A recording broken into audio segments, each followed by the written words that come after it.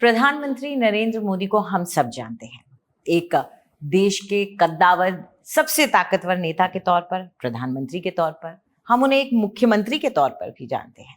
लेकिन नरेंद्र मोदी वो जो कि एक आरएसएस के वर्कर रहे, एक प्रचारक रहे, बीजेपी के स्पोक्स पर्सन रहे, अलग अलग राज्यों में ओहदेदार रहे बीजेपी के ऑर्गेनाइजेशन में, वो नरेंद्र मोदी कैसे हैं वो आपको पता चलेगा इस किताब में।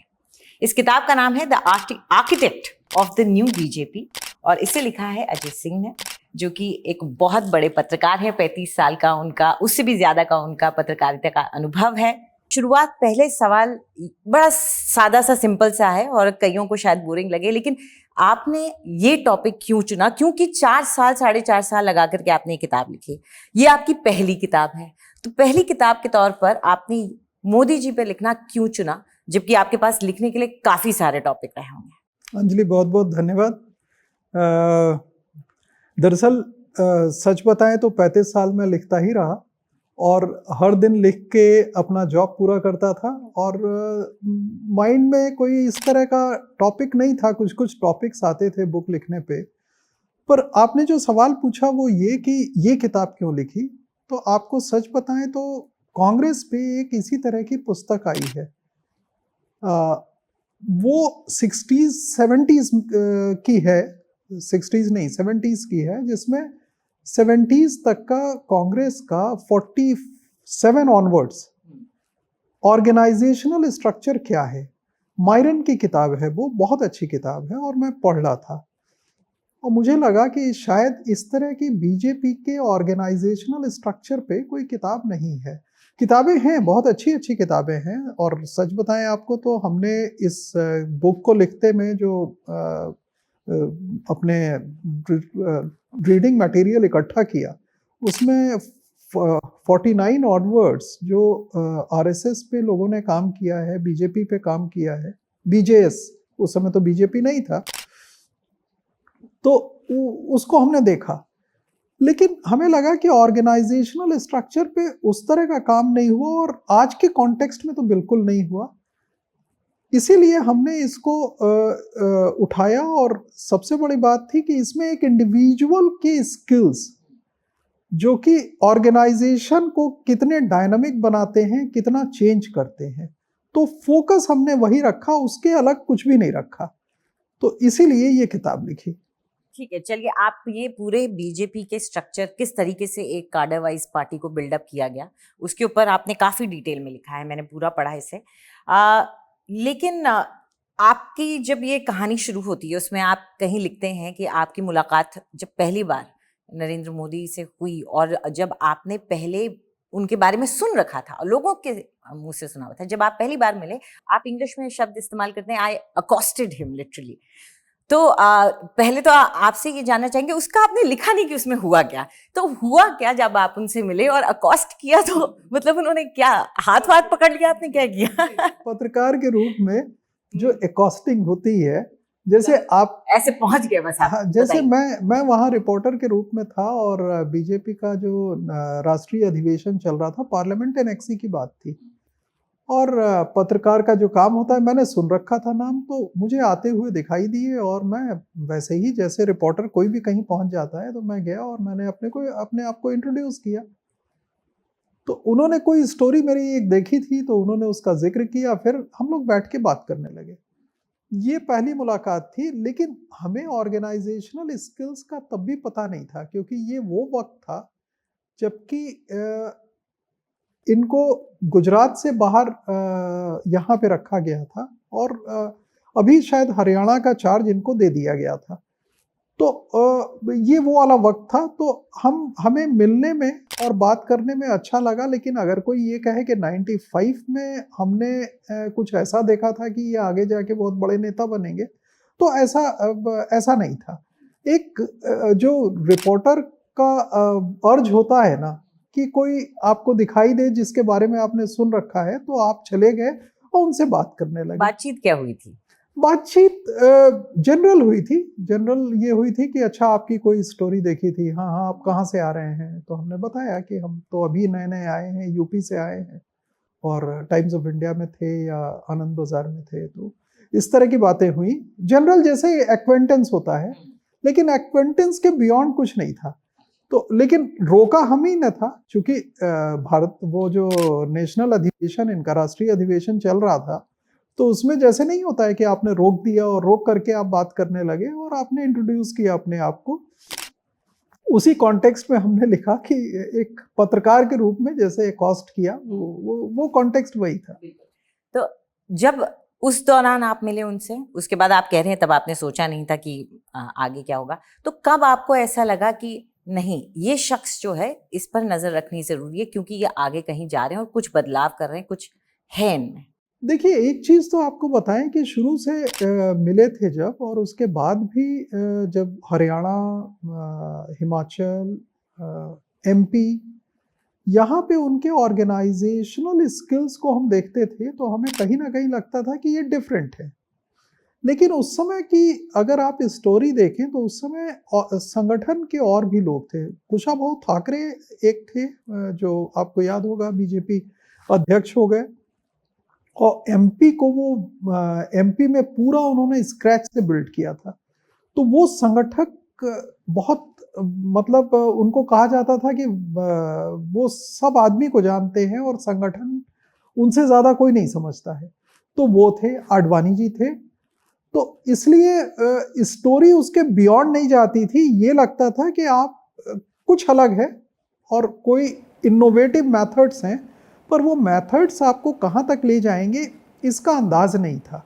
वो अंदाज जब 2001 में चीफ मिनिस्टर बने, और चीफ मिनिस्टर के बाद जब इलेक्शंस हुए वहाँ पे, तो धीमे धीमे लगने लगा कि नहीं, ये जो इलेक्शन जिस तरह से इन्होंने वो किया, फेस किया है, और इलेक्शन के अलावा जिस तरह से वहाँ का अपना पार्टी बिल्डअप किया है, और पार्टी बिल्डअप बड़े एडवर्स स्थिति में किया है।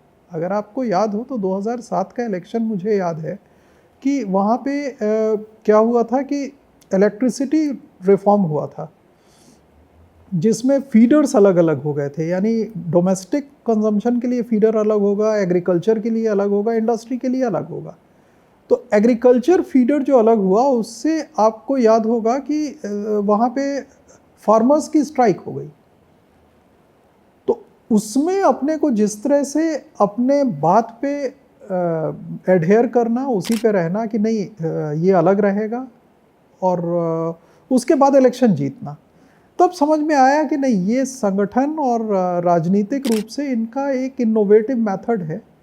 और लेकिन उस समय भी अगर कोई हमसे ये कहता कि आप लिखिए, तो शायद हमारे पास कुछ नहीं होता। बिल्कुल, और आप इनोवेटिव मेथड्स को मेंशन भी करते हैं, काफ़ी बातें बताते हैं, उनका फैक्स मशीन लेके चलना या उनका ट्रेनिंग पर जोर देना, तो कई बातें हैं जो कि इस किताब में अजय जी बताते हैं। लेकिन अजय जी, मुझे ये लगा कि आपने ये जो किताब लिखी उसमें 98 से 2001 का बीच आपने एक हल्का सा जंप मारा, जब 98 में वो दिल्ली आ चुके थे और स्पोक्स पर्सन बन गए, जनरल सेक्रेटरी ऑर्गेनाइजेशन मेरे ख्याल से उनको पद दे दिया गया था, और उसके बाद जब उनको वापस पैराशूट किया गया कि अब आप संभालिए जाके गुजरात को, क्योंकि स्थिति वहां पर गुजरात की बीजेपी की बिगड़ गई थी जबकि वो सरकार में थे। तो वो 98 से 2001 में, आप उसको कभी कभार एग्जाइल भी बोलते हैं, वो मौका क्या, वो कैसा था नरेंद्र मोदी की जिंदगी का?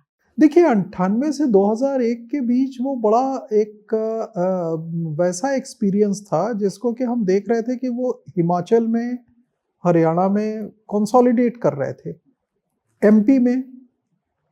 तो उस समय कंसोलिडेशन की स्थिति थी।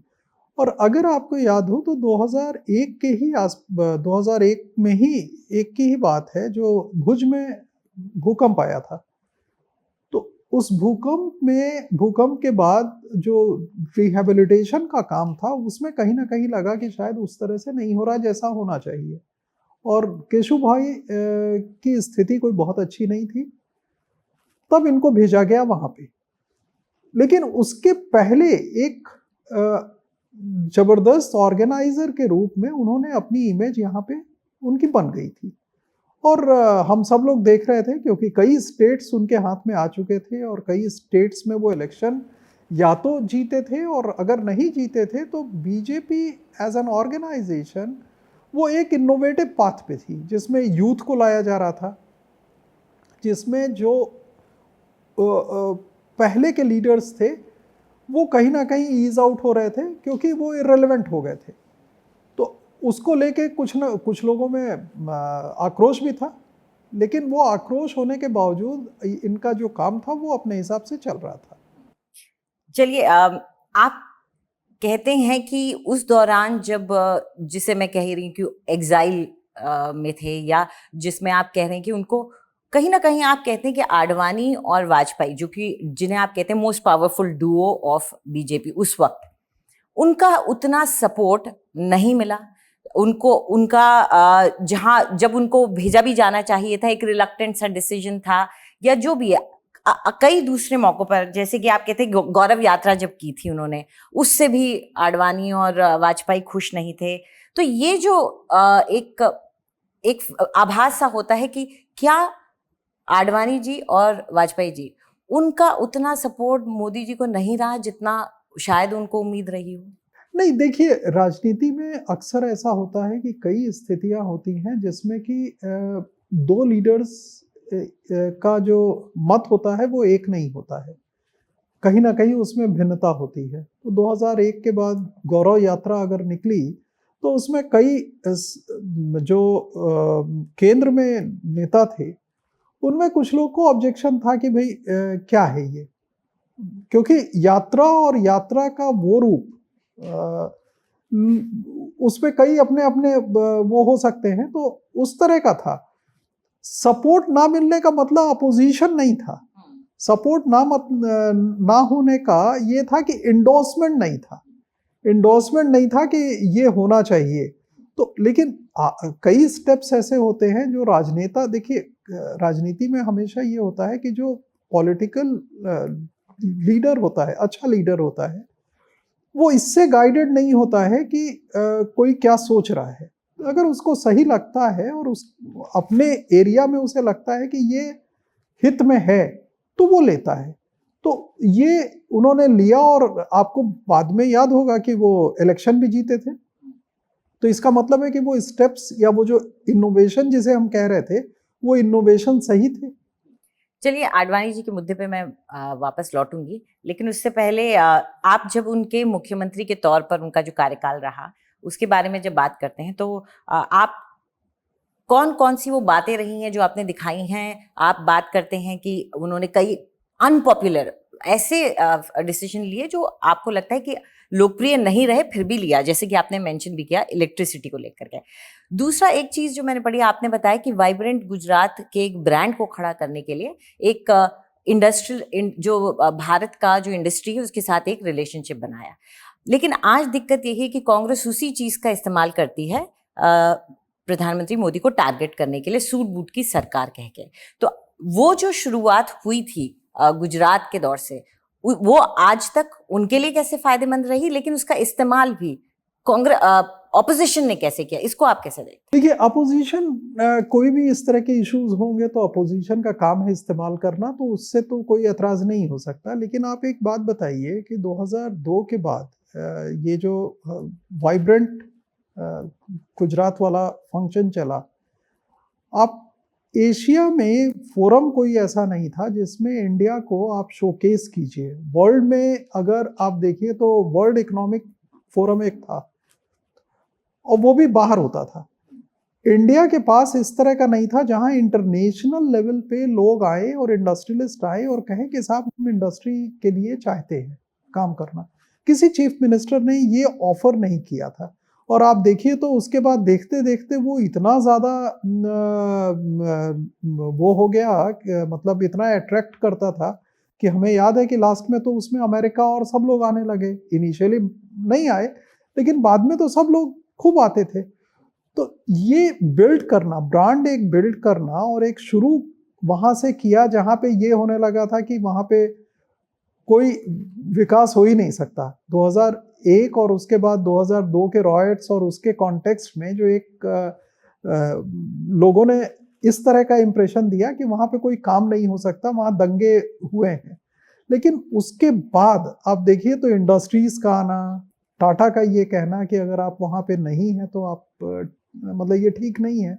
तो सारे टॉप इंडस्ट्रियलिस्ट आने लगे और यहीं के नहीं बाहर के आने लगे, तो वो बिल्डिंग भी तो इनोवेशन था।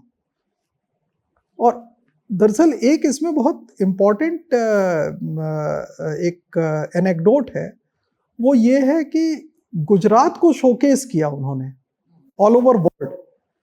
जब तक वो चीफ मिनिस्टर रहे तो उन्होंने गुजरात को बताया कि ये देखिए ये स्टेट है, इंडिया को शोकेस नहीं किया। गुजरात के थ्रू वो इंडिया शोकेस हो जाए वो अलग चीज है, लेकिन स्टेट को शोकेस किया, अपने को उन्होंने अपना रोल सिर्फ स्टेट तक रखा।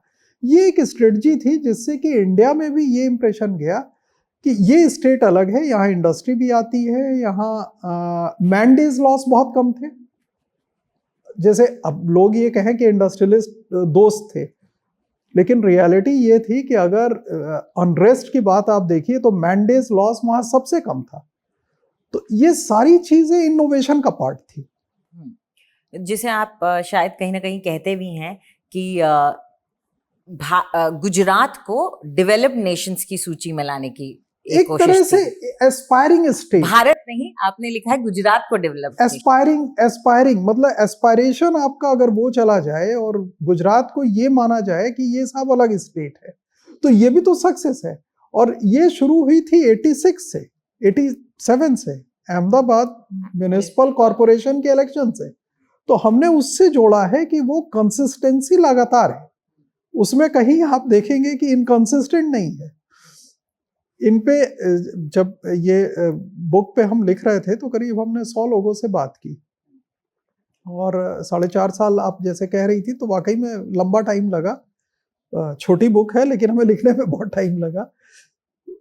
उसमें एक बड़े इम्पॉर्टेंट आदमी ने, अच्छा इसमें हमने जो इंटरव्यूज किए वो टॉप इंडस्ट्रियलिस्ट से लेके और बहुत लोगों के किए, मतलब जो इनके साथ काम किए हैं संगठन में। तो ब्यूरोक्रेट्स के भी काफी किए, लेकिन नाम नहीं दिया है। नाम नहीं दिया है क्योंकि उसका कोई वो नहीं था।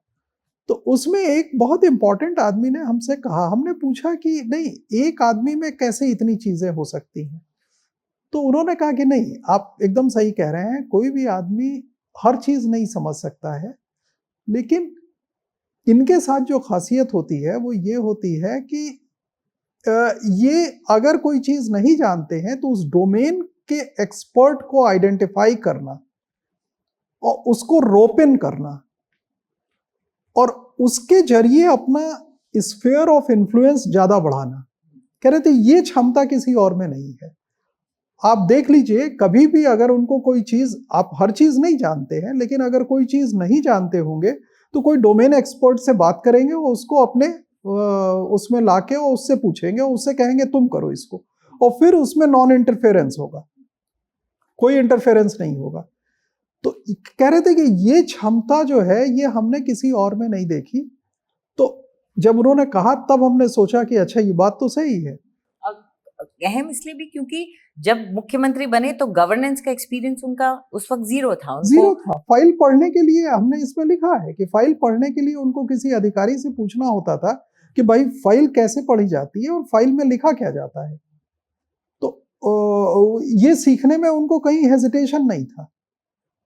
और आईआईएम में अपने ऑफिसर्स को ले जाके मैनेजमेंट की जो बेस्ट प्रैक्टिसेस है उसको सिखाना और उनसे कहना कि ये सीखिए, तो ये सारी चीजें इनोवेटिव थी।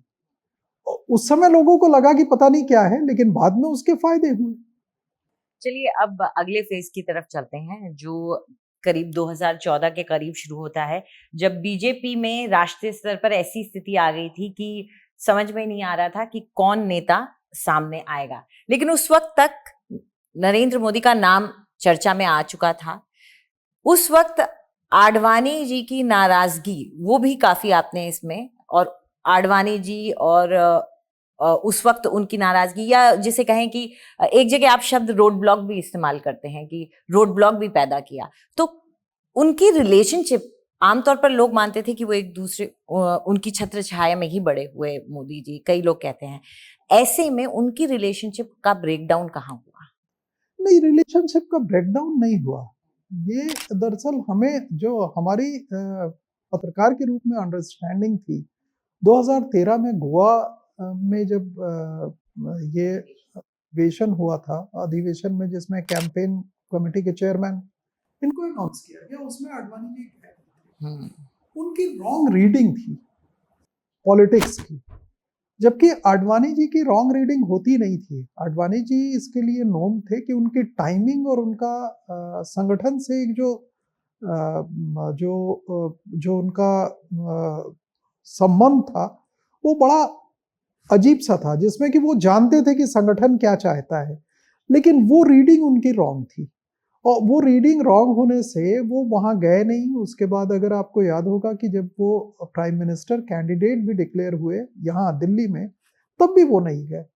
तो ये सब चीज़ें थी जो कि हमें लग रहा था कि आडवाणी जी जैसा आदमी शायद वो सिचुएशन नहीं समझ पा रहा था, उनको ये लग रहा था कि ऐसा शायद नहीं है। और दूसरा, कहीं ना कहीं राजनीतिक जीवन में ये होता है कि किसी एक स्टेज पे जाके आप शायद चीज़ें उस तरह नहीं समझ पाते हैं।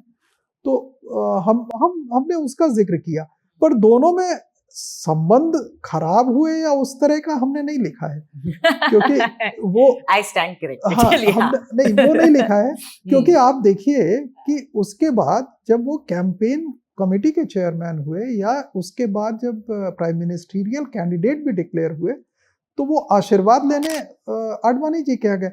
राजनीति में ये होता नहीं है। दरअसल हम लोग राजनीति को बड़ा उस तरह से देख लेते हैं, तो उसमें होता है कि ठीक है, हमने एक चीज को जो समझा वो सही नहीं था, लेकिन इसमें ये नहीं होता है कि संबंध खराब हो गए और फिर हम एक दूसरे की तरफ देखेंगे ही नहीं, बात नहीं करेंगे। इस तरह की चीजें हमने राजनीति में नहीं देखी, मतलब हमारा जो एक्सपीरियंस है उसमें हमने देखा नहीं है।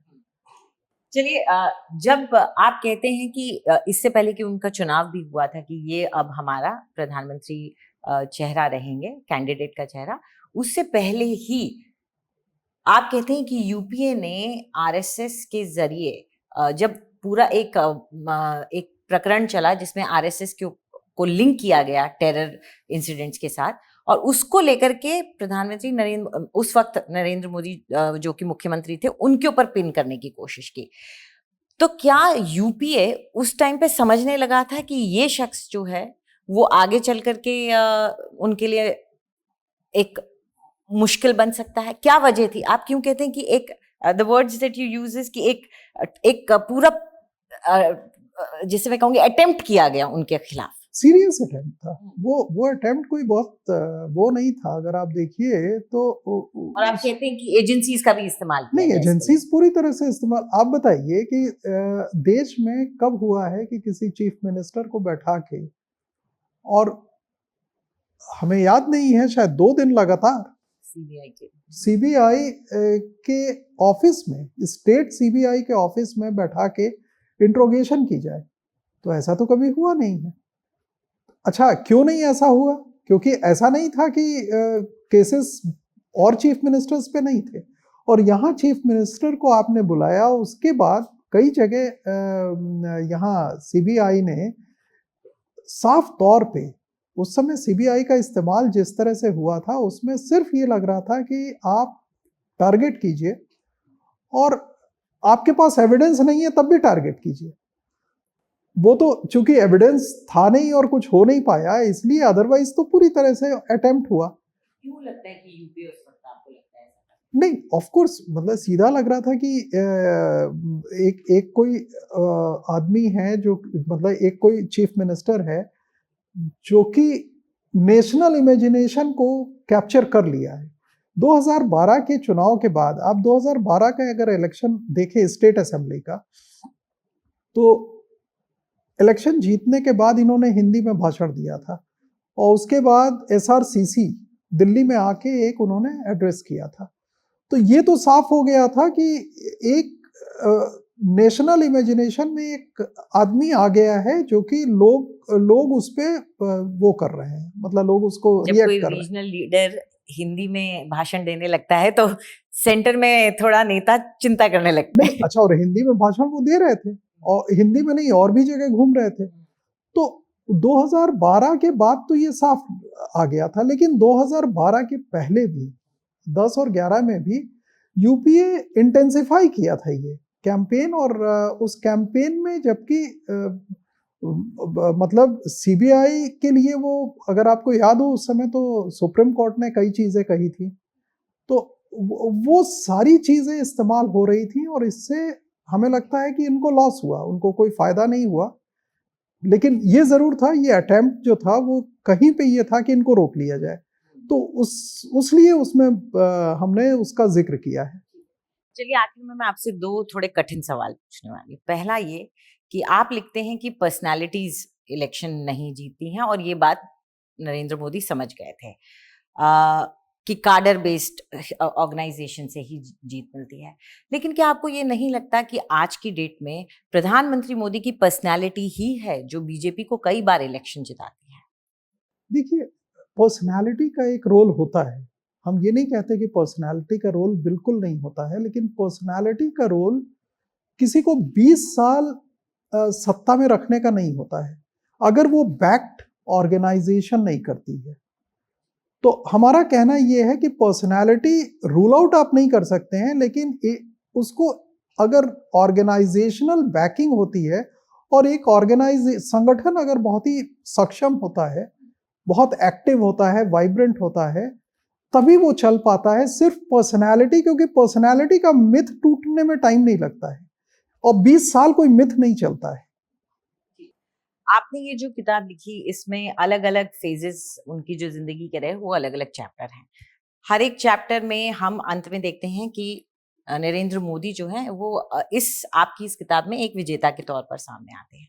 लेकिन मैं आपसे अंत में ये पूछना चाहूंगी, आपको कभी लगा, जब आपको लगा कि यहाँ गलती हुई और ये गलती का खामियाजा नरेंद्र मोदी को उठाना पड़ा, कभी आपको ऐसा लगा, या आपको लगा कि नहीं, उन्होंने एक बड़ी प्लान करके एक अपना जो सोचा था, या जो उनका जीवन का एम रहा, वो पाते रहे? नहीं, देखिए, उनके जीवन के एम के बारे में तो हम नहीं जानते हैं, मतलब हम चूंकि संगठन पे लिख रहे थे, तो इसलिए उनके ऊपर कुछ बोल पाना हमारे लिए मुश्किल है। पर इतना जरूर लगा कि जो आप कह रही हैं कि कई जगह मिस स्टेप्स जिसे आप कहते हैं ना, तो या मिस स्टेप्स भी ना कहिए, कई जगह डिसीजन कई बार उन्होंने लिए जिसको विड्रॉ किया। अभी आपने देखा होगा ये जो फार्मर्स बिल था, तो और एक बार जब शुरू में आए थे तो जमीन वाला जो बिल था जी, फिर दूसरा जीएसटी में कई बार हुआ था, जीएसटी में कई बार चेंजेस हुए। तो राजनीति में गलत डिसीजन लेना, या डिसीजन जो कि जनता एक्सेप्ट नहीं कर रही है उसको देख के और फिर विड्रॉ करना, ये कोई ऐसी चीज नहीं है जो कि हम ये कहें कि कोई आदमी गॉड है और वो वैसा नहीं लेगा। इनफॉलिबल कोई भी नहीं होता। तो वो जो एक इंडिविजुअल के साथ होती है वो इनके साथ भी होगी। लेकिन हमें पर्सनली अगर आप पूछिए तो हम तो संगठन, चूंकि संगठन पे हम लिख रहे थे, अगर वो डिसीजन की बात हम करें तो उसके लिए एक अलग मतलब अलग एरिया ही चला जाता है। पर उसमें हम कौन होते हैं, उनको खुद लगा और उन्होंने कई डिसीजंस अपने विड्रॉ किए हैं। ये पूरी किताब एक संगठन को ही बिल्डअप करने के ऊपर आपने लिखी है, लेकिन जो आरोप लगते हैं बीजेपी पे, उसमें कहा जाता है कि नहीं, अब तो पार्टी एक शख्स है इसमें।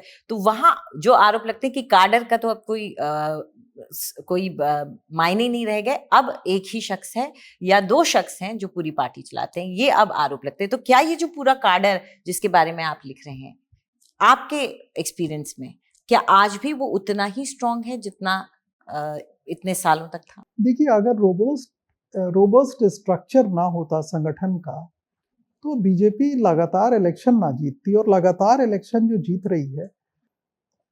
अच्छा, कार्डर कोई ऐसा चीज नहीं है जो कार्डर ही इलेक्शन, आपको अगर मासेस के साथ जुड़ा नहीं होता है तो कार्डर अकेला कुछ नहीं कर पाता है। तो यहाँ आपने एक संगठन ऐसा बनाया है जिसमें कार्डर तो है ही, कार्डर के अलावा मास है। अब आप ये बताइए कि नॉर्थ ईस्ट में बीजेपी बहुत स्प्रेड कर गई।